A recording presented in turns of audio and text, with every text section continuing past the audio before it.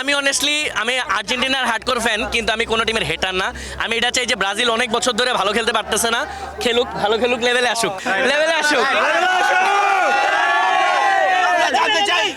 আবার হবে, একবার না, একবার হয়েছে তো। বারবার বারবার বারবার হবে। বারবার বারবার কাপ নিতে হবে, বারবার কাপ নিতে হবে। আর কি সাথে আর কি? জিতবো, আমরা জিতবো, এবার ভালো খেলবো, জিতবো। কিন্তু জামটা দেখতে কই আছে, জাম বাজামু। ভাই পুরো দল নিয়ে কি বলবেন, কেমন এইবার আর্জেন্টিনার স্পিরিট গতবারের চেয়ে তো আমার কাছে শক্তিশালী মনে হচ্ছে, ওরা অনেক রিল্যাক্সে খেলতেছে, এটা ভালো। মেসিরে দেখতেছি তো ওভারঅল টিমের কম্বিনেশনও খুব ভালো মনে হচ্ছে। আমার মনে হয় খুব ভালো কোনো রেজাল্ট আসবে এবারও। মেসির থেকে আসলে আমরা যারা মেসি ভক্ত আছি আমাদের আর কিছু চাওয়ার নাই। আমরা মেসিরে রিল্যাক্স দেখতে চাই, হ্যাপি দেখতে চাই, এবং লোকটা অলরেডি হ্যাপি আছে, এতে আমরা খুশি। এখন যতদূর যাই খেলবে না কেন, জিতা হারানি আমাদের ম্যাটারই করতেছে না।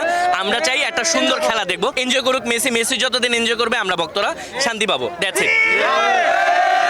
17 তারিখের আগে আসলে ব্রাজিলের ম্যাচ।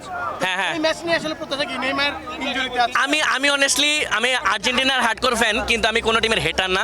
আমি এটা চাই যে ব্রাজিল অনেক বছর ধরে ভালো খেলতে পারতেছে না, খেলুক, ভালো খেলুক, লেভেলে আসুক, লেভেলে আসুক। জানতে চাই হ্যাঁ হ্যাঁ, এবার জার্মানিকে আপনারা কেমন ভাবে দেখছেন? এবার আমরা আসলে দেখছি না কাউরে, আমরা দেখছি না।